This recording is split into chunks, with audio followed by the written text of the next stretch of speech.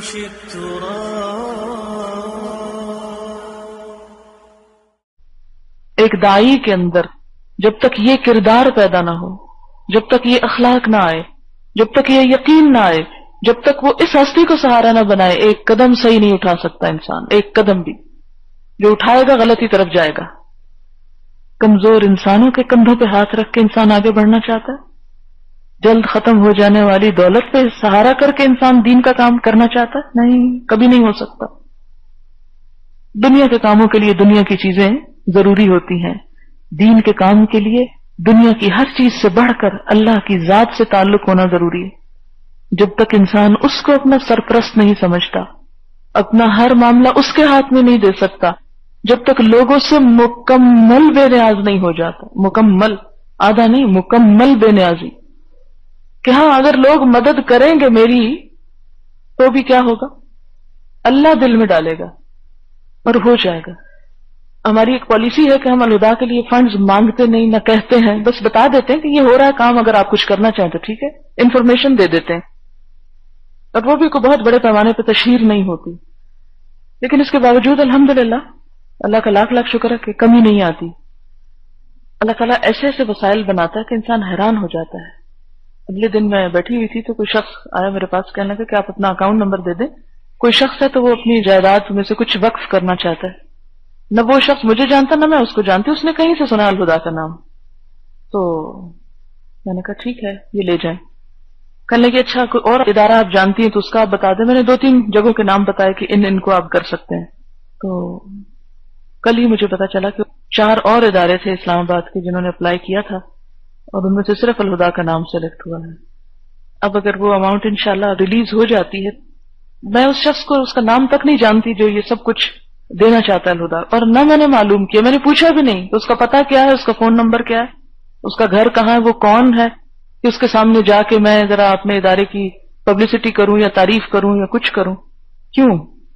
اس لیے کہ جب اللہ نے اس کے دل میں خیال ڈالا اور اس نے میسج بھجوایا اور معلوم کروا لیا، اگر یہ رزق قسمت میں الہدا کی تو وہ یہاں ہی پہنچے گا، وہ کہیں اور نہیں جائے گا۔ اور اگر ہماری قسمت میں وہ پیسہ نہیں تو اس میں میں بھلائی سمجھوں گی کہ شاید اللہ تعالیٰ اس پیسے کو یہاں نہیں لگانے چاہتے۔ یہ قسمت کی بات ہوتی ہے نا، کسی کے لیے نیکی کرنا، اس شخص کی قسمت میں یہاں کی نیکی نہیں ہے۔ اگر ایسا ہوتا، خدا نہ کرے کہ اگر وہ وعدے کے باوجود نہیں دے پاتا، اور یہ پہلا واقعہ نہیں، تو میں یہ سوچ رہی تھی کہ جب اللہ تعالیٰ کوئی کام کروانا چاہتا ہے اور کچھ دینا چاہتا ہے تو وہ خود کرتا ہے نا، آپ صرف اس سے مانگیں، آپ کیوں لوگوں سے مانگیں؟ لوگ دیں گے بھی، احسان بھی جتائیں گے، پھر اپنی مرضی بھی کریں گے کہ آپ یہ یوں کر لیں اور یہ یوں کر لیں، خواہ وہ اسلام کو یا دین کو سوٹ کرتا یا نہیں کرتا۔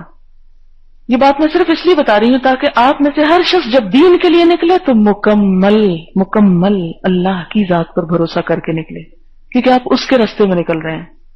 اس کے لیے تدبیر کرنا، اس کے لیے تیاری کرنا، اس کے لیے لوگوں کو انفارم کرنا، اس میں حرج نہیں ہے، لیکن لوگوں کے پیچھے پڑ جانا اور لوگوں کو ستانا کہ وہ ضرور کریں، اور اگر نہ کریں تو بلیم کرنا، یہ چیز جو ہے عموماً دین سے وابستہ ہو گئی۔ لوگ دین کا نام سنتے بھاگنے لگتے ہیں کیونکہ ان کو پتا ہوتا ہے کہ یہ اب چندہ مانگنے کی باری آئے گی، یا ہم سے ممبرشپ مانگیں گے، یا ہم سے کچھ اور۔ اسی وجہ سے آپ دیکھیں کہ ہمارے پاس جتنے لوگ آتے ہیں، لوگ کہتے ہیں کہ آپ کو ممبر نہیں بناتے، ہم ممبر بننا چاہتے ہیں آپ کی ممبرشپ فیس کتنی ہے؟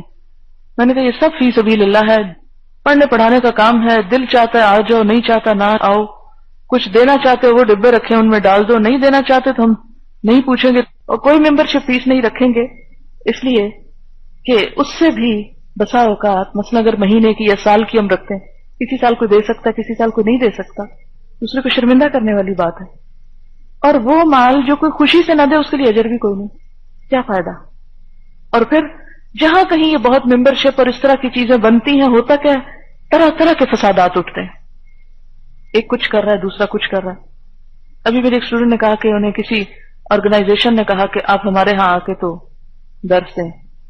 انہوں نے مجھ سے پوچھا، میں نے کہا کہ ہاں ٹھیک ہے، ہمیں تو ہر ایک کے ساتھ تعاون کرنا، آپ جائیں۔ پھر پتا چلا کہ انہوں نے کسی اور کو بلایا، پھر پتا چلا کہ پروگرام کچھ اس طرح کہ کبھی وہ کسی کو بلائیں گے، کبھی کسی کو، کبھی کسی کو۔ اب اس کا نتیجہ کیا ہوگا؟ ایک آئے گا ایک بات کرے گا، دوسرا آئے گا دوسری، تیسرا آئے گا پھر وہی بات۔ تو ہوتا یہ ہے کہ جب بہت سارے لوگ ایک چیز میں دخل اندازی کو، مثلا اگر آپ ایک کھانا 3-4 لوگ مل کے پکا رہے ہیں نا، تو کیا نتیجہ ہوتا ہے؟ ایک آئے گا وہ نمک مرچ ڈال دے گا، دوسرا سوچے گا پتہ نہیں ابھی نہیں ڈالی میں بھی ڈال دوں، یا یہ کوئی کہے گا کہ پہلے ڈال گیا اور مجھے کیا ضرورت ہے، اور پہلے نے بھی نہیں ڈالی اور دوسرے نے بھی نہیں ڈالی. تو اس طرح جب تک ایک باقاعدہ ترتیب اور تنظیم کے ساتھ ہر ایک کا حصہ مقرر نہیں ہوتا کام میں، اور ہر ایک کو اپنی ڈیوٹی معلوم نہیں ہوتی، اور اس میں تعاون اور اخلاص نہیں ہوتا، تو بہت سارے کام نیک نیتی سے شروع ہو کر فساد پہ اینڈ ہوتے ہیں. اور ہم نے اسلام کا یہی مذاق بنا رکھا ہے.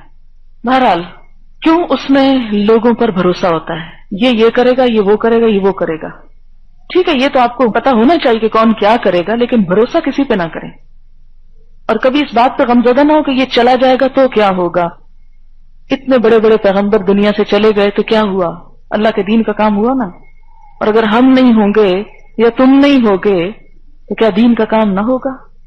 وَإِن تَتَوَلَّوْا يَسْتَبْدِلْ قَوْمًا غَيْرَكُمْ ثُمَّ لَا يَكُونُوا أَمْثَالَكُمْ. اگر تم منہ موڑو گے اللہ تمہاری جگہ اور لوگوں کو بدل کر لے آئے گا، پھر وہ تم جیسے نہ ہوں گے. کوئی شخص اللہ کی ضرورت نہیں، ہر شخص کو اللہ کی ضرورت ہے. تو یہاں بھی انت ولی فی الدنیا والآخرہ، اتنی بادشاہت ہونے کے باوجود کہتے ہیں انت ولی فی الدنیا والآخرہ. اس پہ بھروسہ نہیں ہے کہ کل چلی جائے.